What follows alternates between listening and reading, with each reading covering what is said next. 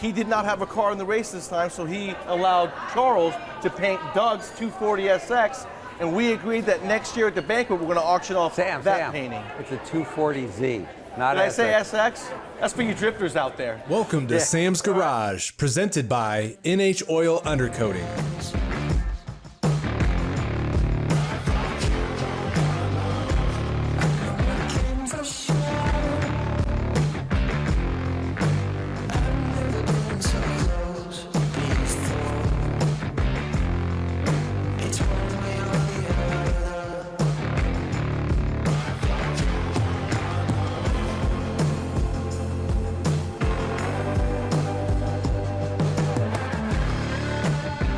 This week on Sam's Garage, we're back on the road for the Great Race, where 135 vintage machines, student drivers, and a few questionable navigators try to stay on time, sort of. Then we check out some killer classics rocking fresh tires and even fresher stories. Before heading to Southfield Classics to see what it takes to wire a high voltage hot rod.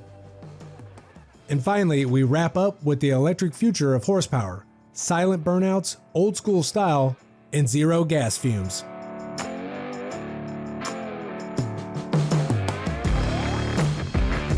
We have 135 plus cars in the Great Race. Checkpoints along the way that they don't know in advance, and so the goal is you're going to stay on target. From start to finish, it's like family to me. So keeping it maintained, keeping it running hard, it's a complete family member. It's an experience.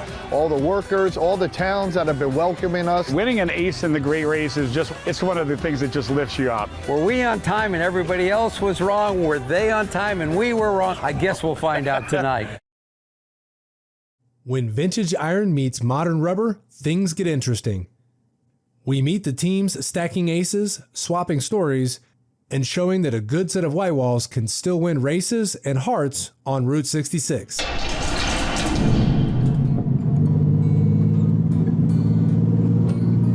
Turning left or right? Turning left. Got it. Sudden stop. Sudden stop. I'm going to hold you. On my mark, we will go. Mark. What speed? 45.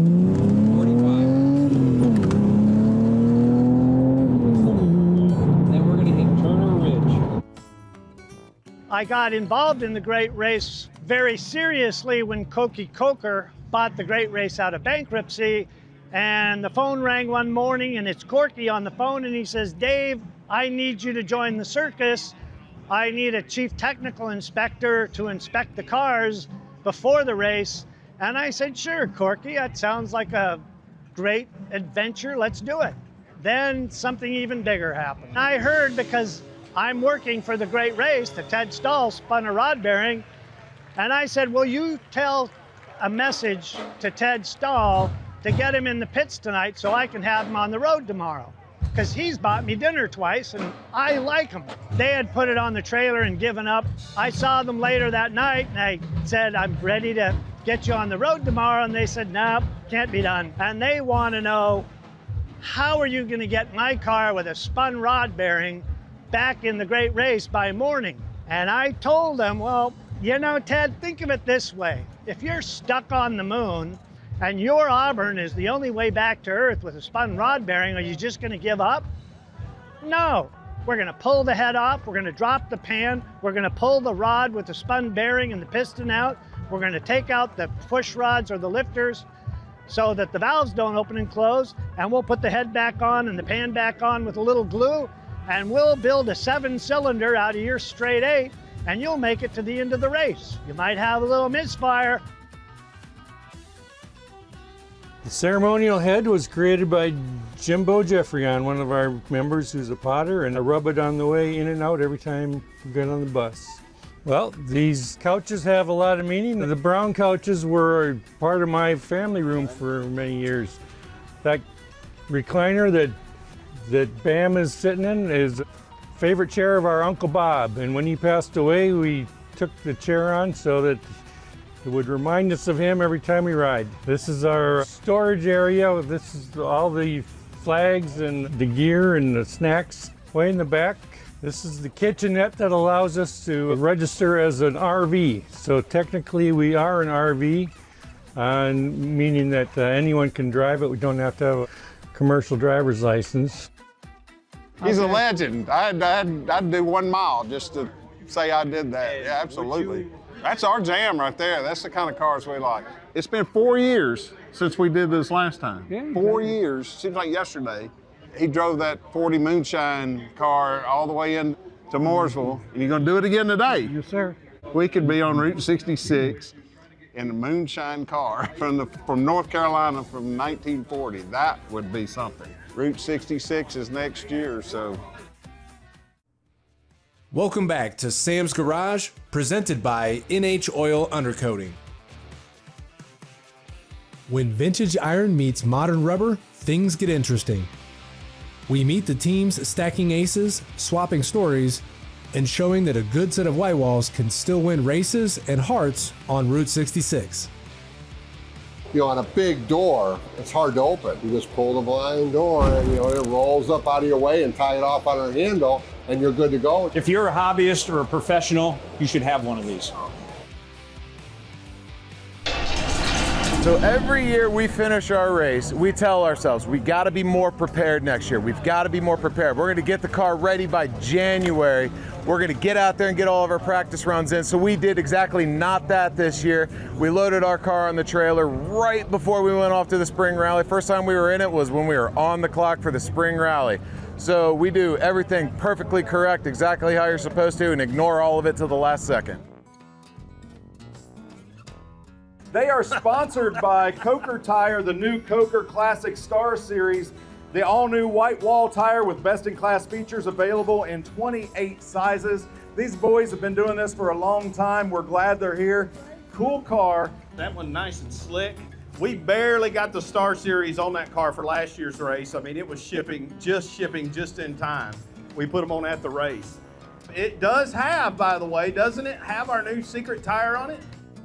I've been in the sport for a very long time, met a lot of people in racing, and one of the guys I met in racing over the years was Jeff Stump, who is one of the guys that runs the Great Race. For Jeff, I would do just about anything, so he said, would you please help us promote the Great Race for following years? That was in 2021. So what we did is we agreed, we built that car that's behind you, the Spirit of Moors. It's a 40 Ford like you would have had back in the 40s, has a souped up flathead Ford engine, and with dual carburetors, aluminum stroker crank. When they were brand new from the factory, they made 85 horsepower. This one makes about 220. So what we have is a fun ride that you can participate in the rally, and it's fun to get out and see some of the people, and to do some things for, I think, one of the greatest little events that they have all year long. People should never miss it when it comes to town. There are so many wonderful cars to see, and so many really, really nice people to meet.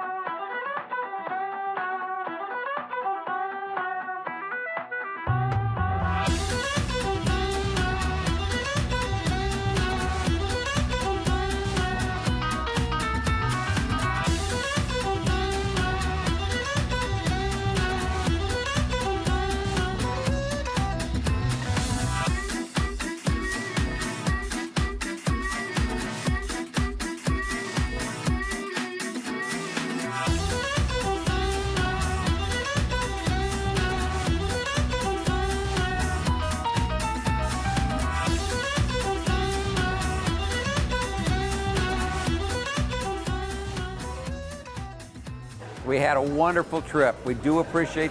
Keep following us. Keep watching what's going on. Get a chance. Come to the Great Race. See everything that's going on. And if you can participate, do it. We also got an ace today. Yeah. It was the last leg. We finally got our ace. It was a long time coming, but we finally did it. We did. Who got the ace? Was it your leg or my leg on this one? one? I think it was you, Sam. Thank it was you. Doug's done a great job. You guys are great races. Awesome. Next year, we're going to be doing it from Springfield, Illinois, all the way down to Pasadena, Route 66. It's 100th year anniversary. You guys got to check this out. We'll see you in Springfield.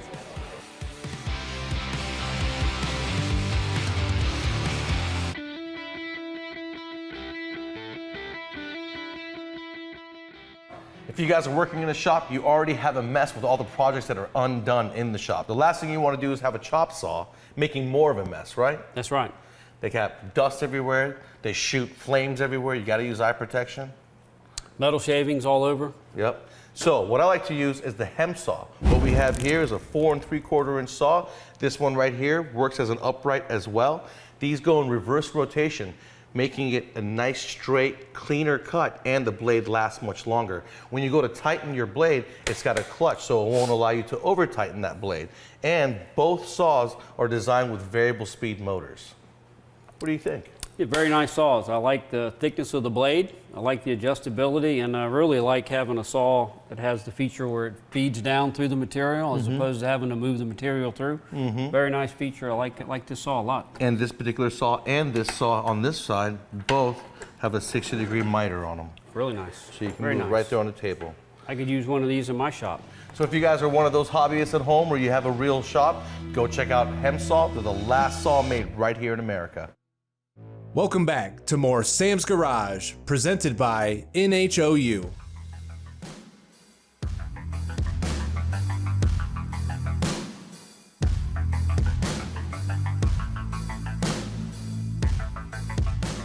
At Southfield Classics, it's all about clean looms and zero smoke tests. Noah and Jesus show how precision wiring keeps high voltage trucks humming. Because melted wires are so last season. Jesus, we have him doing a little bit of the low voltage wiring. And a lot of what the wiring that we do here currently is all just to ensure that the pin outs, the connectors, or everything are done in the procedure and the manner that we don't want any binding or twisting. We want the pins and everything to slide in easily and they get connected in simply to where we're not having any kind of things later on down the road, untwisting, coming apart, or any of that stuff, because it's very important. A lot of the low voltage stuff, you know, is very much a communicative thing amongst other stuff. I mean, luckily for this system here, it actually will tell us if something is wrong. So for all the little things that we have sitting here, it does have an OBD scanner and something that actually tells you and shoots you, you know, and check engine lights and stuff like that and lets you know that something is incorrect. It'll probably go into a limp mode most likely to where you can get it somewhere where you can get it looked at and looked over and make sure that everything is pinned out and done correctly. So a lot of the things that we have here and what we're doing here is just to ensure that quality, to be sure that we don't have any of those issues coming around or people being afraid of certain things, right? With all this wiring that we put in currently, just from the last take we did, you know, we loom everything up. We ensure that everything is still safe and working properly. We do a little test runs on every single one of these vehicles, but not only that, we, you know, obviously we'll go back, check wires, make sure that nothing is, you know, missing or any of that stuff. And we properly try to route everything to where it's away from other things that could possibly, you know, pull it or even just, you know, rip the wire. So here inside the cab, we like to put a lot of the 12-volt components inside the cab, you know, to kind of secure it, obviously keep it away from the water and all that other stuff that could possibly, you know, damage it just like any other car, right? So what we have come up with is these panels that we have in the back that hold all of our 12-volt systems and connections that we have. And so, you know, there's the 12-volt harness from which we have wrapped up in here very carefully for the dash components that we put in, which is the gauges, the throttle pedal, which technically is a little different. It's more like a go pedal, I guess you can call it.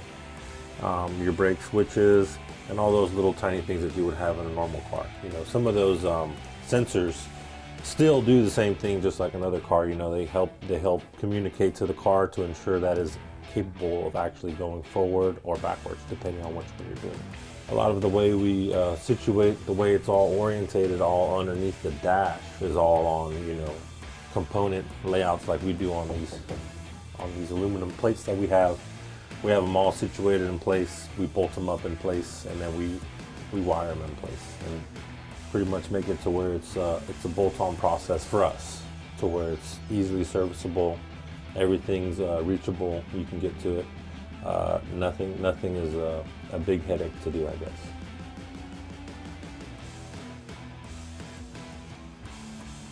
So a lot of the wiring that we have done so far consists of all the 12-volt stuff, right? So what we have here currently, what we're doing here is also for the fans, the heater, the communications for the battery packs. And that pretty much summarizes a lot of what is done for this vehicle, right? It needs communication for it to operate correctly, and it needs to know that it's operating correctly. So once all these are tidied in and then we get our 12-volt harness connections put in place, we're ready to ride.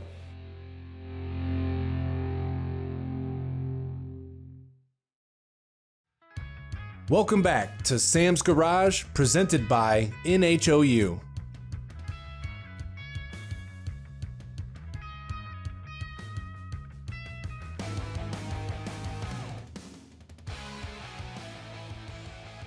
Forget Teslas, these are hot rods that whisper.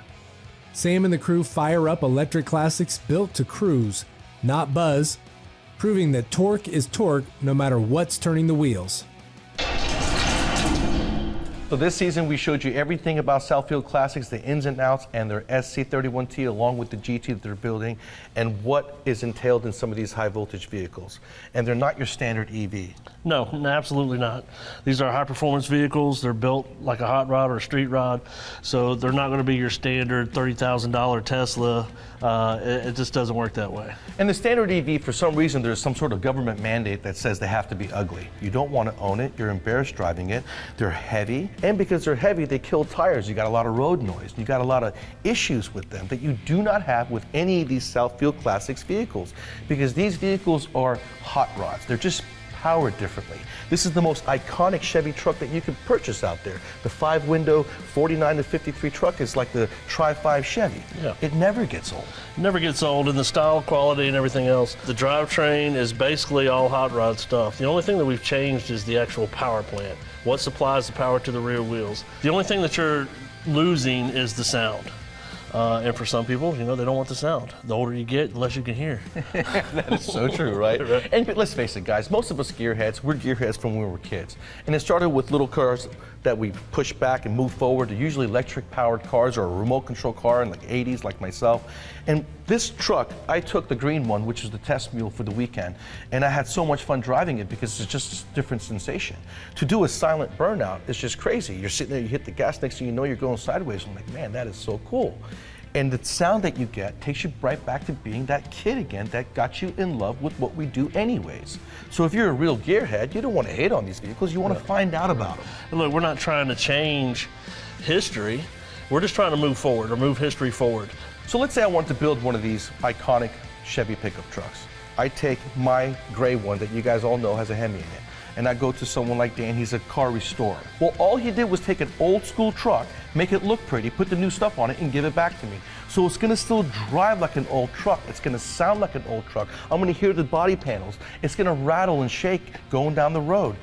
Not the Southfield Classic vehicles. When they're building their chassis, they go in there and reinforce everything that could be reinforced. They make it a new solid vehicle so that when you're driving an electric vehicle, you're going down the road and you hear nothing, you're still gonna hear nothing from the cab of the truck.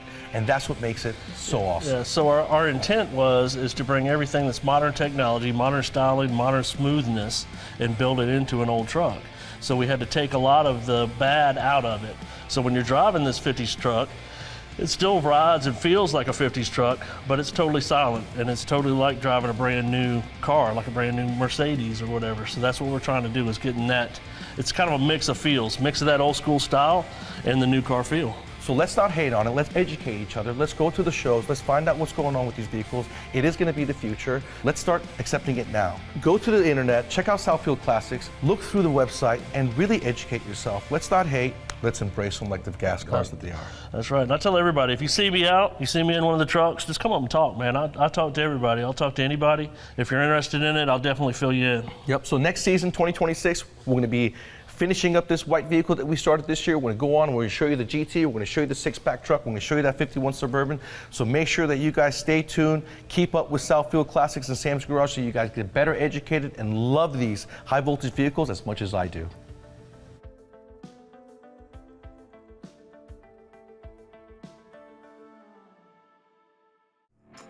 Be sure to check out Sam's Garage on these other media platforms.